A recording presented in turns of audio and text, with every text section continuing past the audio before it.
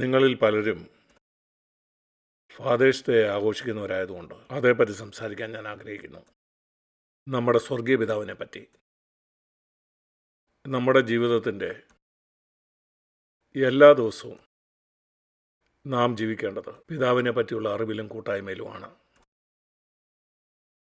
യോഹന്നാൻ 15 യേശു പറഞ്ഞ ഒരു കാര്യത്തെപ്പറ്റിയാണ് ഞാൻ ചിന്തിക്കുന്നത്. ഇത് യേശു പറഞ്ഞത് പരിശുദ്ധാത്മാവിൻ്റെ വരത്തെപ്പറ്റിയാണ്. പരിശുദ്ധാത്മാവിൻ്റെ നിറവിനെ പറ്റിയും അതുപോലെ പരിശുദ്ധാത്മാവിലുള്ള സ്നാനത്തെപ്പറ്റിയൊക്കെ ധാരാളം തെറ്റിദ്ധാരണകളുണ്ട് പല പല ക്രിസ്തീയ വിഭാഗങ്ങളിലും. ചിലർ പറയും എല്ലാവരും അന്യഭാഷ പറയണം, ഇതുപോലുള്ള പല കാര്യങ്ങളും. എന്നാൽ ഞാൻ ചിന്തിക്കുന്ന ഏറ്റവും പ്രധാനപ്പെട്ട കാര്യം, അതിനെ ഒന്നും വില കുറച്ച് കാണാതെ നിങ്ങൾ വ്യക്തിപരമായി ദൈവത്തെ നിങ്ങളുടെ പിതാവായിട്ട് അറിയണം. ഞാൻ പറയാം എന്തുകൊണ്ടാണ് അത് പറയുന്നതെന്ന്. യോഹന്നാൻ 15 ഇവിടെ ആദ്യമായിട്ട് യേശു പരിശുദ്ധാത്മാവിൻ്റെ വരത്തെക്കുറിച്ച് പറയുകയാണ്. എങ്ങനെയാണ് അവൻ പെന്തക്കോസ്ത് നാളിൽ പരിശുദ്ധാത്മാവിനെ അയക്കാനായിട്ട് പിതാവിനോട് ചോദിക്കുന്നതിനെപ്പറ്റി. ക്ഷമിക്കണം, യോഹന്നാൻ 15 14 അധ്യായത്തിൽ 16 വാക്യത്തിൽ. അവൻ ക്രൂശിലേക്ക് പോകുന്നതിന് അല്പസമയം മുമ്പാണിത് പറയുന്നത്. അവൻ്റെ അവസാനത്തെ സന്ദേശം, ഞാൻ പിതാവിനോട് ചോദിക്കും, അവൻ മറ്റൊരു കാര്യസ്ഥനെ നിങ്ങൾക്ക് തരും.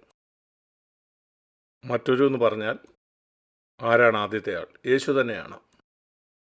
യേശു അവരോടുകൂടെ ഉള്ളപ്പോൾ ശിഷ്യന്മാർ വളരെ ആശ്വാസവും ധൈര്യവും ഒക്കെ ഉള്ളവരായിരുന്നു. ആ തടാകത്തിൽ ഒരു കൊടുങ്കാറ്റുണ്ടായാൽ യേശു ആ പടകിലുണ്ടെങ്കിൽ പ്രശ്നമില്ല. അവരൊരു വിചാരവും വിഷമമുള്ളവരായിരുന്നില്ല.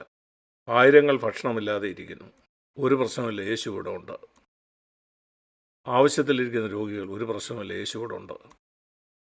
ചിന്തിച്ചു നോക്കൂ, യേശു അവരോടുകൂടെ ഉണ്ടായിരുന്നപ്പം അവരെ വിചാരപ്പെടുന്നതിൽ പൂർണ്ണമായി സ്വതന്ത്രരായിരുന്നു.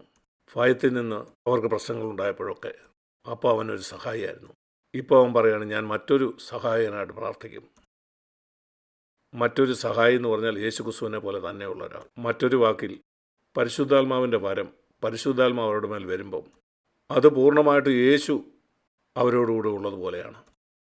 ഏത് സാഹചര്യത്തിലും ഏത് പ്രശ്നത്തിലും. നിങ്ങൾക്കങ്ങനെയാണോ? അതങ്ങനെ അല്ലെങ്കിൽ ഞാൻ നിങ്ങളെ ആരെയും കുറ്റപ്പെടുത്തുകയല്ല, ഞാൻ നിങ്ങളെ ഉത്സാഹിപ്പിക്കുകയാണ്. പരിശുദ്ധാത്മാവിൻ്റെ നിറവിനായിട്ട് നിങ്ങൾ പ്രാർത്ഥിക്കുക. അതിനായുള്ള ദാഹം നിങ്ങൾക്കുണ്ടായിരിക്കണം. യേശു പറഞ്ഞു, ദാഹിക്കുന്നവൻ എൻ്റെ അടുക്കൽ വരട്ടെ, എന്നിൽ വിശ്വസിക്കുന്നതിൻ്റെ ഉള്ളിൽ നിന്ന് ജീവനദികൾ ഒഴുകും. നാം വീണ്ടും ജനിച്ചപ്പോൾ നമുക്ക് പരിശുദ്ധാത്മാവിനെ കിട്ടി. പരിശുദ്ധാത്മാവ് ഇല്ലാതെ നിങ്ങൾക്ക് വീണ്ടും ജനിക്കാൻ കഴിയില്ല. കർത്താവിൻ്റെ ആത്മാവ് ഇല്ലാത്തവൻ അവനുള്ളവനല്ല. എന്നാൽ പരിശുദ്ധാത്മാവോട് നിറയുന്നതും പരിശുദ്ധാത്മാവ് ഉണ്ടായിരിക്കുന്നതും വളരെ വ്യത്യസ്തമായ കാര്യമാണ്. അത് ഇതുപോലെയാണ്. 10 മുറികളുള്ള ഒരു വീട്, അതിൽ ഒരു മുറിയിൽ വെളിച്ചമുണ്ട്. ആ വീട്ടിൽ വെളിച്ചമുണ്ടോ? ഉണ്ട്. അത് പൂർണ്ണമായിട്ടും വെളിച്ചമാണോ? അല്ല. മിക്ക മുറികളും ഇരുണ്ടതാണ്. എന്നാൽ അവിടെ വെളിച്ചമുണ്ട്. അനേക വിശ്വാസികളും ഇങ്ങനെ പ്രശംസിക്കാറുണ്ട്, ഓ എനിക്ക് പരിശുദ്ധാത്മാവുണ്ട്. എന്നാൽ സഹോദര, നിൻ്റെ വീടിൻ്റെ 90% ഇരുണ്ടതാണ്. അത് ദൈവം ആഗ്രഹിക്കുന്ന പോലല്ല. അതുകൊണ്ടാണ് നീ വിചാരമുള്ളവനായിരിക്കുന്നത്. അതുകൊണ്ടാണ് പരിഹരിക്കപ്പെടാത്ത പാപങ്ങൾ നിൻ്റെ ജീവിതത്തിൽ തുടർമാനം സംഭവിച്ചുകൊണ്ടിരിക്കുന്നത്. ക്രിസ്ത്യ ജീവിതത്തിലെ എല്ലാ ചോദ്യങ്ങൾക്കുള്ള ഉത്തരം പരിശുദ്ധാത്മാവോട് നിറയുക മാത്രമാണ്. അവൻ ദൈവത്തെ നിങ്ങളുടെ പിതാവായിട്ട് നിങ്ങൾക്ക് കാണിച്ചു തരും. ശ്രദ്ധിക്കുക, ഈ ആത്മാവ്, സത്യത്തിൻ്റെ ആത്മാവ്, എന്നേക്ക് നിങ്ങളോടുകൂടി ഇരിക്കേണ്ടതിന് തരും. 18 വാക്യം നോക്കൂ, ഞാൻ നിങ്ങളെ അനാഥരായിട്ട് വിടുകയില്ല. ഇത് തമ്മിലുള്ള ബന്ധം നിങ്ങൾ കണ്ടോ? പരിശുദ്ധാത്മാവ് ഇല്ലാതെ നിങ്ങൾ അനാഥരാണ്. അനാഥരെ വിചാരപ്പെടുന്നവരാണ്. എന്ത് സംഭവിക്കുമെന്ന് ഓർത്ത് അവർ വിചാരപ്പെടുന്നു. നാളെ എന്തൊക്കെയാണ് വരുന്നത്, എങ്ങനെ അത് കൈകാര്യം ചെയ്യും. അവരേകരാണ്, അവർക്കൊരു പിതാവില്ല. ഞാൻ എൻ്റെ സ്വന്തം അനുഭവം പറയാം. ഞാൻ കണ്ടുമുട്ടിയിട്ടുള്ള മിക്ക ക്രിസ്ത്യാനികളും അവരുടെ ദൈനംദിന ജീവിതത്തിൽ അനാഥരാണ്. സ്വർഗീയ പിതാവെന്നൊക്കെ അവർ പറയുമെങ്കിലും അവരുടെ ജീവിതത്തിലൊരു പ്രശ്നമുണ്ടാകുമ്പോൾ ഒരനാഥനെ പോലെ തന്നെയാണ് അവർ പെരുമാറുന്നത്. ഞാനും അങ്ങനെ തന്നെയായിരുന്നു. ഏറ്റവും കുറഞ്ഞത് ഞാൻ വീണ്ടും ജനിച്ച ശേഷം 16 വർഷത്തോളം ഞാൻ കർത്താവിനെ സേവിക്കാനായിട്ട് എൻ്റെ ജോലി വിട്ടിട്ടും ഞാനൊരു അനാഥനെ പോലായിരുന്നു. ദൈവം തൻ്റെ ആത്മാവ് കൊണ്ട് എന്നെ നിറയ്ക്കുന്നത് വരെയും. അത് സംഭവിച്ച ശേഷം എൻ്റെ ജീവിതത്തിലുണ്ടായ പ്രധാനപ്പെട്ട കാര്യം, ദൈവം യഥാർത്ഥത്തിൽ എൻ്റെ പിതാവായി തീർന്നു. അവൻ എന്നും എൻ്റെ പിതാവ് തന്നെയായിരുന്നു, എന്നാൽ അതെനിക്ക് യാഥാർത്ഥ്യമായി. ഇതിൻ്റെ തെളിവ് എന്താണ്? മത്തായി 6 നോക്കാം. അതിൻ്റെ 31, 32 വാക്യങ്ങൾ. മത്തായി 6, 31, 32.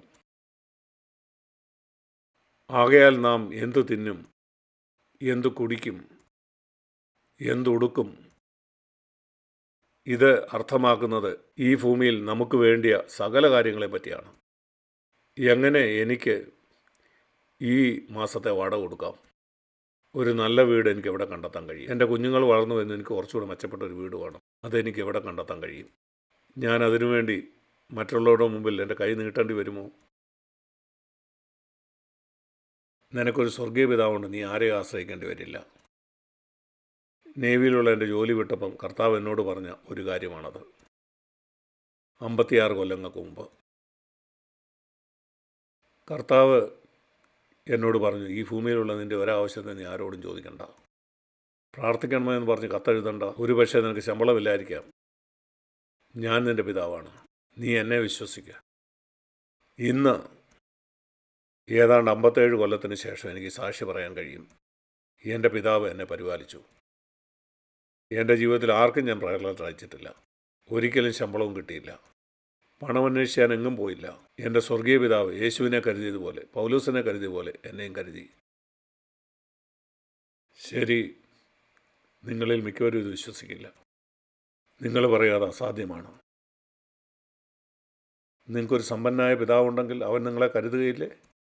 നിങ്ങൾ ശരിക്കും വിശ്വസിക്കുന്നുണ്ടോ? വയലിലെ 1000 ജന്തുക്കൾ അവനുള്ളതാണെന്ന്, ലോകത്തിലെ സ്വർണവും വെള്ളിയും അല്ല അവൻ്റെയാണെന്ന് അവൻ നിങ്ങളെ നടത്തുകയില്ലേ? അവൻ സ്വർഗത്തിൽ നിന്ന് ഇട്ടുതരില്ല.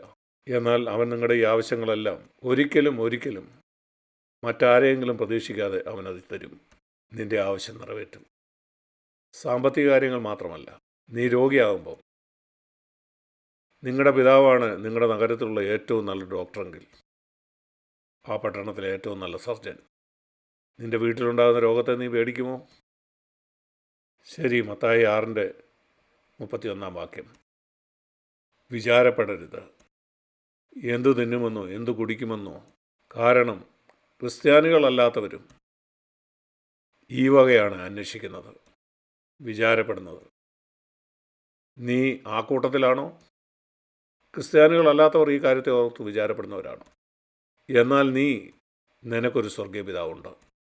നിങ്ങളുടെ പിതാവ് ഇതൊക്കെയും നിങ്ങൾക്ക് ആവശ്യമെന്നറിയുന്നല്ലോ.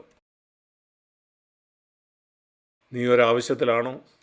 അതെന്താണെന്ന് എനിക്കറിയില്ല. ശാരീരികമോ സാമ്പത്തികമോ രോഗമോ, ഇതെല്ലാം ഞാൻ എൻ്റെ ജീവിതത്തിൽ അനുഭവിച്ചിട്ടുണ്ട്.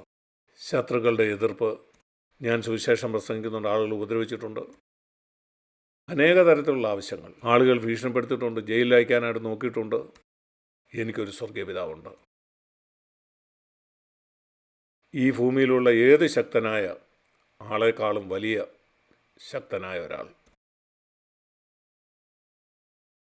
എനിക്ക് വിശ്വാസമുണ്ടെന്ന് തെളിയപ്പെടുന്നത് ഞാൻ വിചാരപ്പെടാതിരിക്കുമ്പോഴാണ്.